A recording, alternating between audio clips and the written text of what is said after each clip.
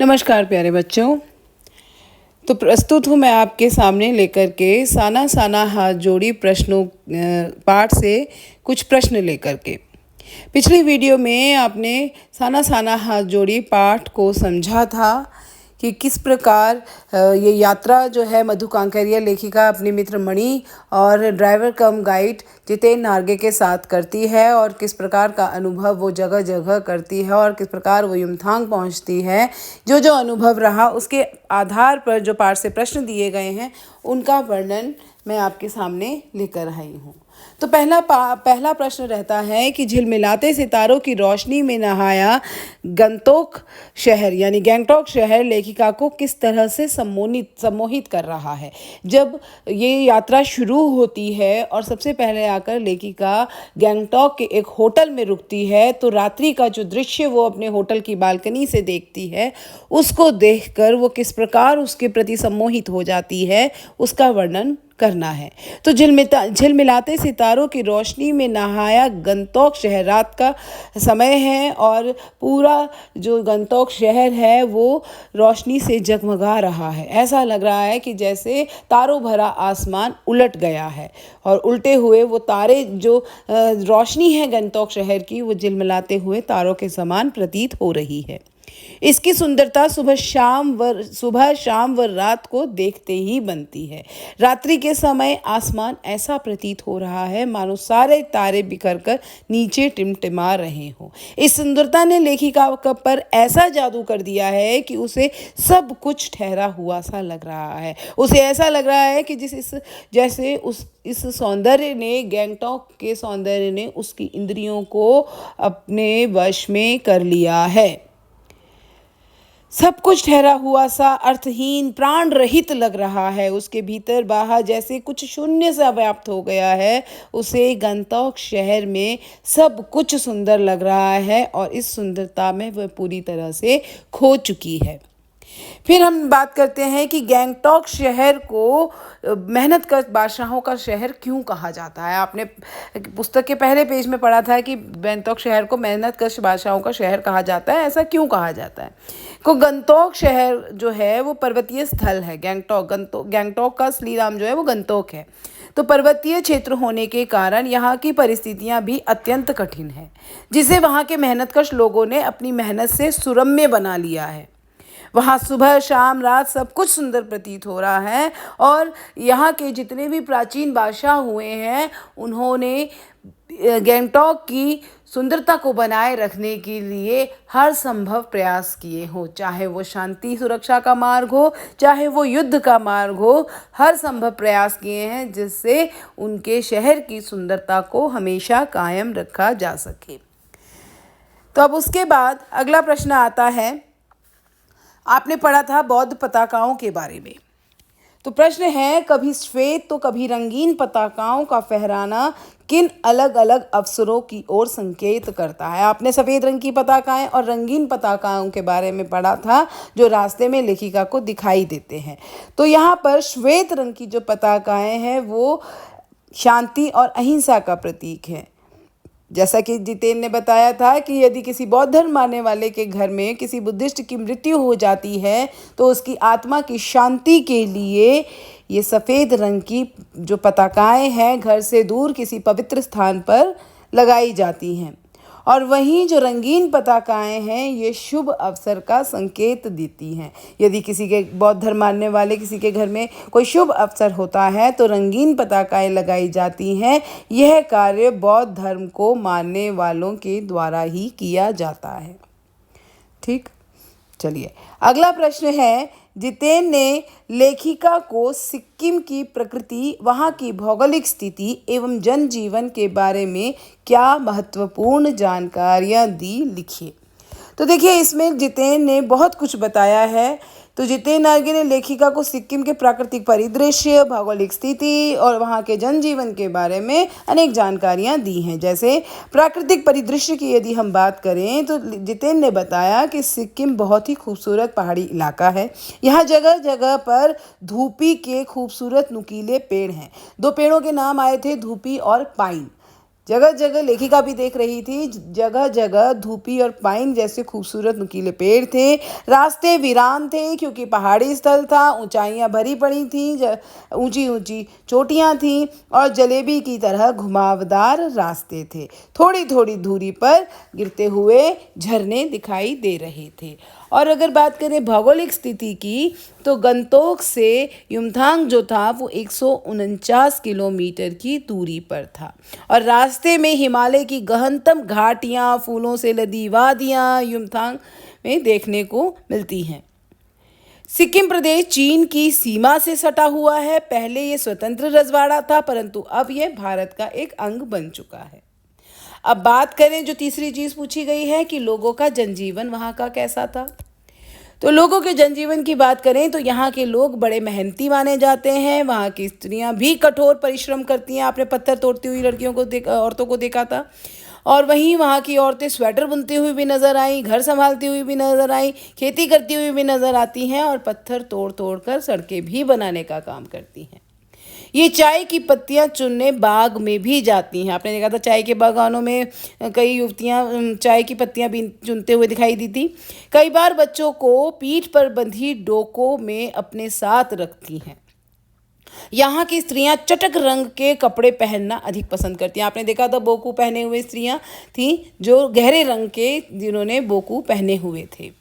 और उनका परंपरागत परिधान क्या था? बोकू। बच्चे पढ़ने के लिए 3-4 किलोमीटर पहाड़ी चढ़कर स्कूल जाते थे। यानी न सिर्फ बड़े बल्कि बच्चे भी बहुत मेहनती थे। और शाम को कई बच्चे तो विद्यालय से आने के बाद अपनी माताओं के साथ भी काम करते थे। तो उनका जीवन श्रम साध्य था, श्रम से, मेहनत से भरा हुआ था। ठीक है, अगला प्रश्न है, साना साना हाथ जोड़ी पाठ की लेखिका को लॉन्ग स्टॉक में धर्मचक्र को देखकर संपूर्ण भारत की सोच एक जैसी क्यों प्रतीत होती है।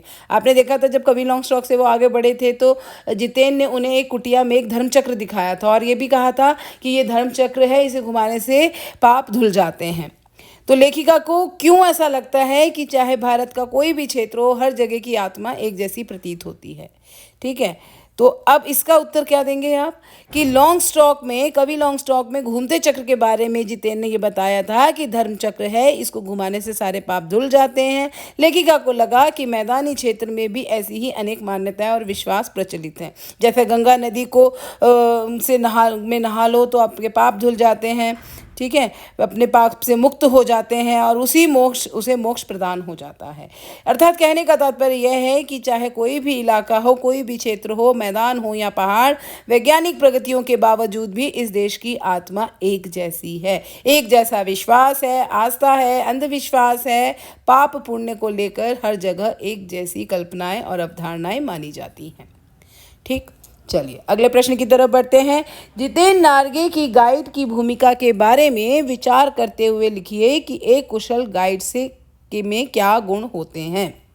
आपने देखा पूरे पाठ में जितेन नार्गे रास्ते में आई प्रत्येक जगह के बारे में, उनसे जुड़ी हुई मान्यताओं के बारे में लगातार बता रहा है। तो आपको इस आधार पर यह बताना है कि एक कुशल गाइड के क्या क्या गुण होते हैं। जो जितेन नार्गे लेखिका का ड्राइवर भी था और उनका गाइड भी था, उसमें प्राय गाइड के वे सभी गुण विद्यमान थे जो अपेक्षित होते हैं। जो हम मानते हैं कि गाइड में जो गुण होने चाहिए वो सारे ही गुण हमें जितेन नार्गे में दिखाई देते हैं। एक कुशल गाइड को अपने क्षेत्र की प्राकृतिक एवं भौगोलिक स्थिति, विभिन्न स्थानों के महत्व तथा उनसे जुड़ी हुई रोचक जानकारियों का ज्ञान होना चाहिए, जो कि जितेन नार्गे को था। जैसे कि जितेन ने कवि लॉन्ग स्टॉक में गाइड फिल्म की शूटिंग होने की जानकारी दी। इससे पर्यटकों का मनोरंजन भी होता है। अच्छा, गाइड फिल्म की शूटिंग हुई थी, वाओ, और उनकी उस स्थान के प्रति रुचि भी बढ़ जाती है। जितेन यद्यपि नेपाली है, लेकिन उसे सिक्किम के जनजीवन, संस्कृति, धार्मिक मान्यताओं का पूरा ज्ञान है।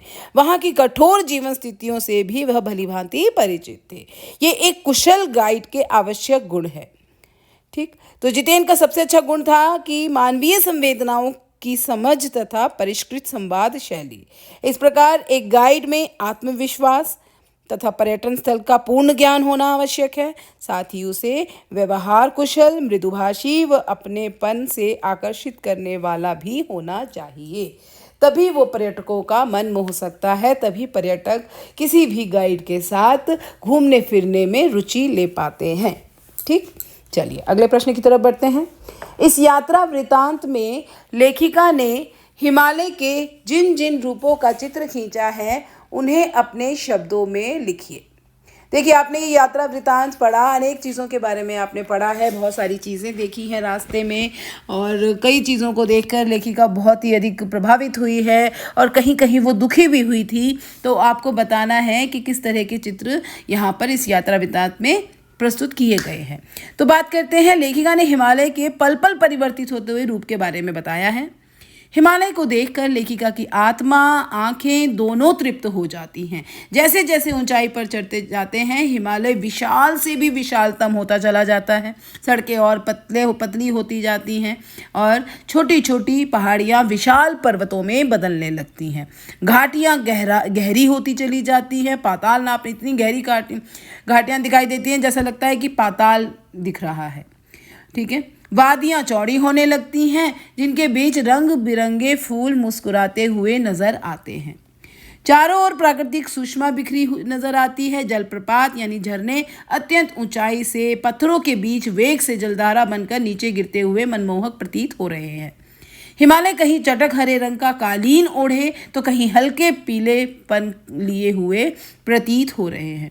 कहीं प्लास्टर उखड़ी दीवार की तरह पथरीला है, जो देखते ही देखते समाप्त हो जाता है, मानो किसी ने जादू की छड़ी घुमा दी हो। माया और छाया का खेल पड़ा था ना, कि बादल आ गए, सारा सफ़ेद हो गया, सब कुछ दिखना बंद हो गया, फिर अचानक थोड़ी देर बाद फिर से दिखना शुरू हो गया। तो यानी ये बादलों की जो धुंध छा जाती है, इसे माया और छाया के खेल के रूप में यहाँ पर बताया गया है। तो लेखिका के लिए हिमालय सौंदर्य की कविता के साथ साथ दर्शन स्थल भी बन गया है।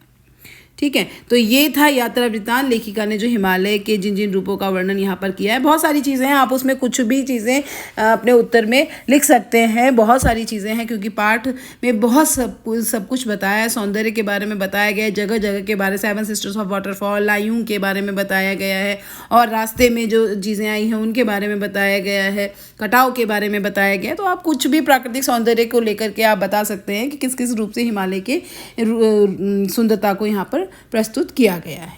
ठीक, चलिए अगला प्रश्न है, प्रकृति के उस अनंत और विराट स्वरूप को देखकर लेखिका को कैसी अनुभूति होती है। ठीक है, तो लेखिका प्रकृति के उस अनंत और विराट स्वरूप को देखकर एकदम मौन, किसी ऋषि की तरह शांत होकर वह पूरे परिदृश्य को अपने अंदर समेट लेना चाहती है। वह रोमांचित व पुलकित थी। उसे लगता है कि प्रकृति उसे अपना परिचय दे रही है। वह उसे और समझदार बनाने के लिए अपने रहस्यों का उद्घाटन कर रही है। उसे लगता है कि जीवन की सार्थकता स्वयं को झरनों और फूलों की सुंदर अनुभूतियों में विलीन कर देने में है। झरनों की भांति निरंतर गतिशील रहना और फूलों की भांति अपनी सुगंध फैलाना ही जीवन का सच्चा लक्ष्य है। ठीक है, चले आगे। नेक्स्ट क्वेश्चन है, प्राकृतिक सौंदर्य के अलौकिक आनंद में डूबी लेखिका को कौन कौन से दृश्य झकझोर गए। ठीक है, मतलब अब यहाँ पर कौन से दृश्यों को देखकर लेखिका का जो मन था वो दुखी हो गया था, वो सोच में पड़ गई थी, उसका वर्णन आपको इस उत्तर में लिखना है। ठीक, तो क्या कहा, क्या क्या देखा था। प्राकृतिक सौंदर्य के आनंद में डूबी लेखिका को सड़क बनाने के लिए पत्थर तोड़ती सुंदर कोमलांगी पहाड़ीन औरतों का दृश्य झकझोर गया। सबसे पहले जब उसने पत्थर तोड़ती हुई औरतों को देखा था तो वो दंग रह गई थी और उसका मन बहुत दुखी हुआ था कि कोमल हाथों वाली, आटा गूंदने वाले हाथों के द्वारा इतना कठोर काम क्यों किया जा रहा है। उनके हाथों में कुदाल और हथौड़े देखकर वो दंग रह गई थी। ठीक है, फिर वहीं कई औरतों को पीठ में डोकों में उनके बच्चे भी बंधे हुए थे। यह विचार उसके मन को बार बार झकझोर रहा था कि नदी, फूलों, वादियों और झरने के ऐसे स्वर्गीय सौंदर्य के साथ भूख, मौत और दैन्य और जिजीविषा की जंग जारी है। इसके अतिरिक्त सीमा पर फौजियों को तैनात देखकर लेखिका का मन और उदास हो गया था। यह विचार लेखिका की आत्मा को झकझोर गया कि इतनी कड़कड़ाती ठंड में भी फौजी देश तथा देशवासियों की रक्षा के लिए तत्पर रहते हैं। हमें महानगरों में रहते हुए भी कभी यह ध्यान ही नहीं आता कि ये जवान हमारे लिए कितना कुछ करते हैं। ठीक है, तो आप आगे देखते हैं। अगला प्रश्न है, सैलानियों को प्रकृति की अलौकिक छटा का अनुभव कराने में किन किन लोगों का योगदान होता है। ठीक है, सैलानी मतलब पर्यटक जो हैं, ठीक है, जो पर्यटक, सैलानी सेनानी नहीं है, सैलानी मतलब जो पर्यटक है, जो यात्रा कर रहे हैं, उनके लिए प्रकृति की अलौकिक छटा का अनुभव करवाने में किन किन लोगों का योगदान रहता है, ये बताना है। ठीक है, तो सैलानियों यानी पर्यटकों को प्रकृति की अलौकिक छटा का अनुभव कराने में अनेक लोगों का योगदान होता है।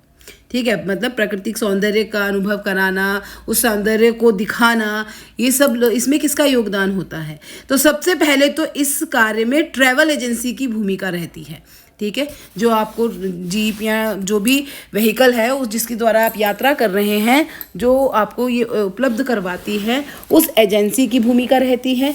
फिर उनके गाइड की भूमिका शुरू होती है, जो पर्यटन स्थल की जानकारी देता है। जो भी गाइड आपके साथ होता है वो कुशल गाइड होना बहुत ज़रूरी है, उसको वहाँ की पूरी जानकारी होना बहुत ज़रूरी है, जिस प्रकार जितेंद्र नार्गे था। और जानकारी के साथ साथ कुशल व्यवहारिक होना भी बहुत ज़रूरी है, तभी वो अपने साथ वालों का, पर्यटकों का दिल जीत पाता है। ठीक है, इसके अतिरिक्त उनके ठहरने व खाने पीने की व्यवस्था करने वाले होटल के कर्मचारी तथा अनेक अन्य लोग भी सैलानियों की सहायता करने में अपना योगदान देते हैं। पर्यटन स्थल पर छोटी छोटी अन्य सुविधाएं जैसे बर्फ पर चलने के लिए लंबे बूट, अन्य ज़रूरी सामान किराए पर लिए जाते हैं, और हस्तशिल्प तथा कलाकृतियों बेचने वाले व फोटोग्राफर आदि की भूमिका भी बहुत महत्वपूर्ण होती है। तो हम अगर पर्यटक रूप में कहीं घूमने जाते हैं तो ये सारी चीज़ें जो हैं ये बहुत महत्वपूर्ण भूमिका निभाती हैं हमारी यात्रा को और सुखद और आनंदमय बनाने के लिए। ठीक, चलिए अगले प्रश्न की तरफ बढ़ते हैं। कितना कम लेकर ये समाज को कितना अधिक वापस लौटा देती हैं। इस कथन के आधार पर स्पष्ट करें कि आम जनता की देश की आर्थिक प्रगति में क्या भूमिका है। ठीक है, ये कब आया था लेखिका के दिमाग में?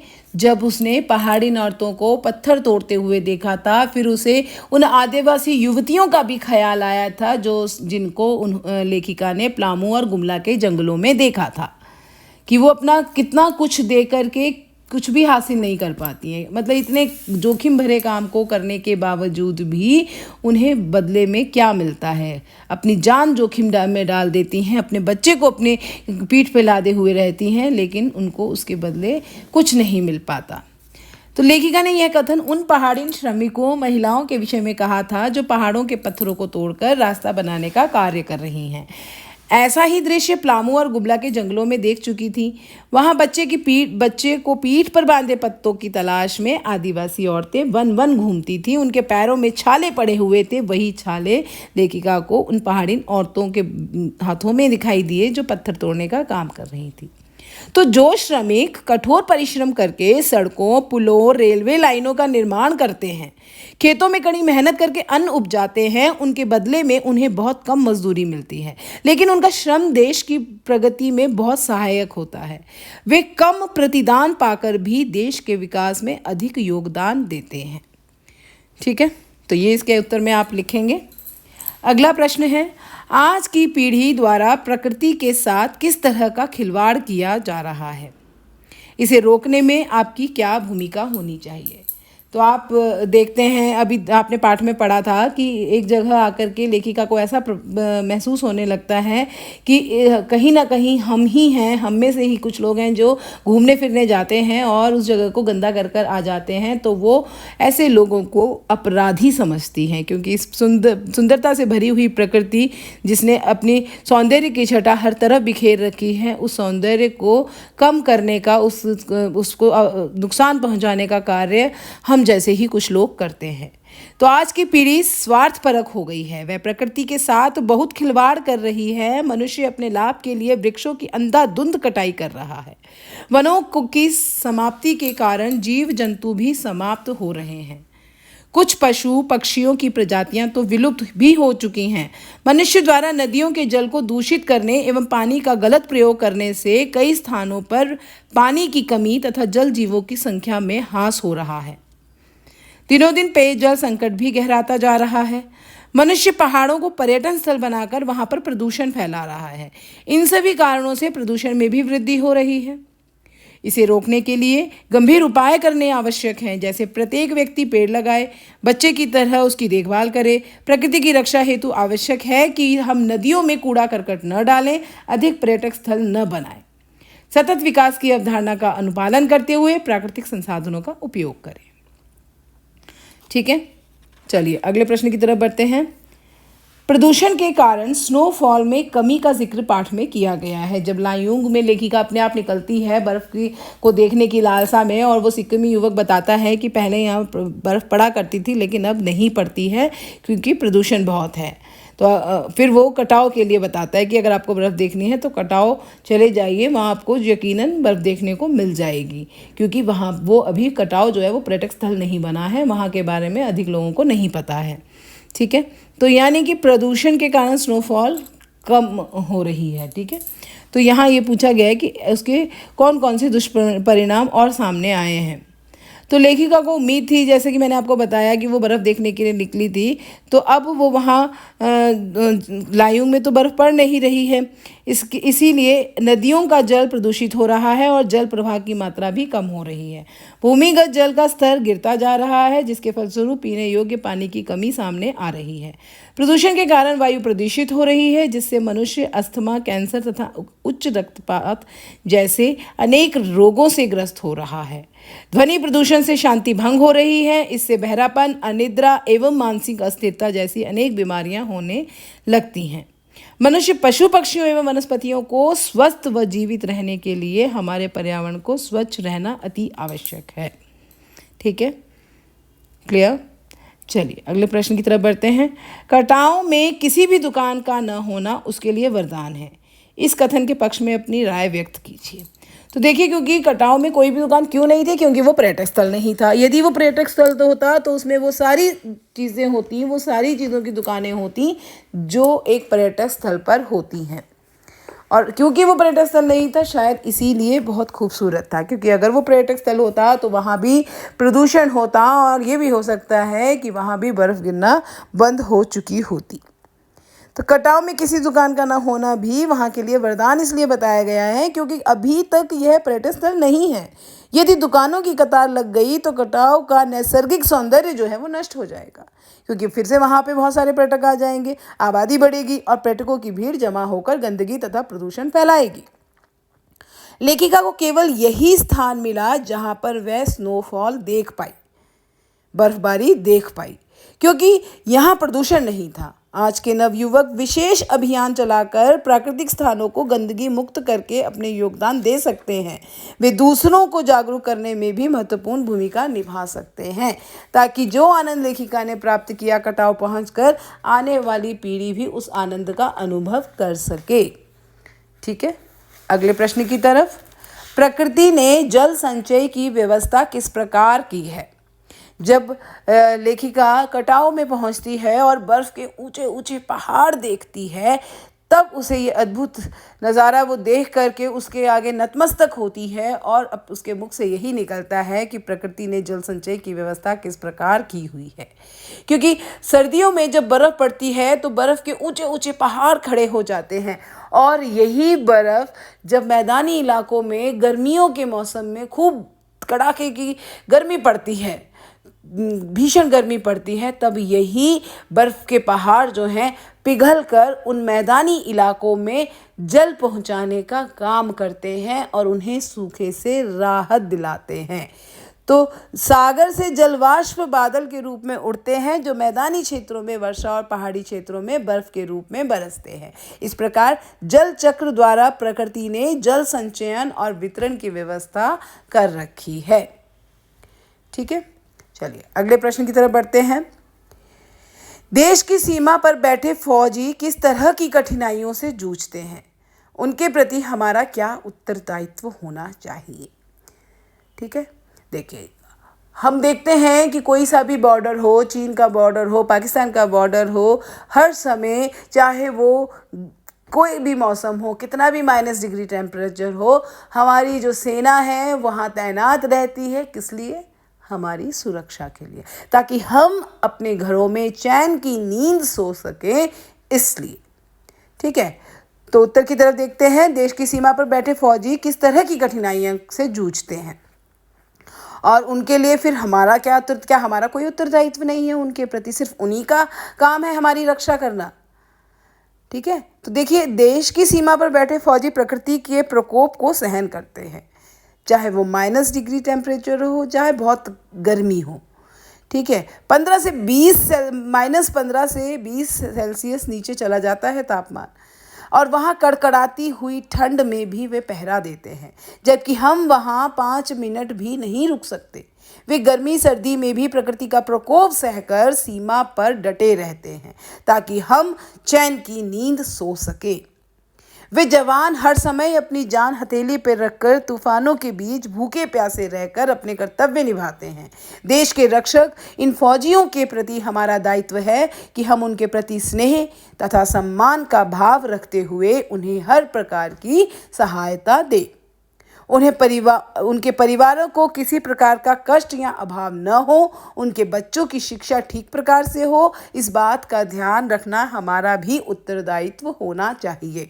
यदि सीमा पे बैठे हुए ऐसे कड़ाके की ठंड में जहाँ किसी का 2 मिनट रुकना मुश्किल है, वो रात दिन पहरा देते हैं, तो उनके प्रति, उनके परिवार के प्रति हमारा उत्तरदायित्व बनता है कि हम उन्हें किसी चीज़ की कमी ना महसूस होने दें।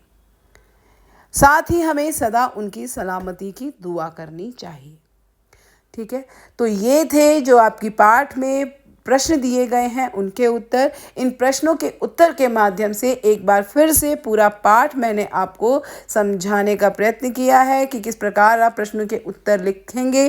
तो हर प्रश्न को आप इस पाठ के प्रत्येक घटना, अपने हर भाग को समझा है तो उसका वर्णन बखूबी से आप अपने शब्दों में करेंगे।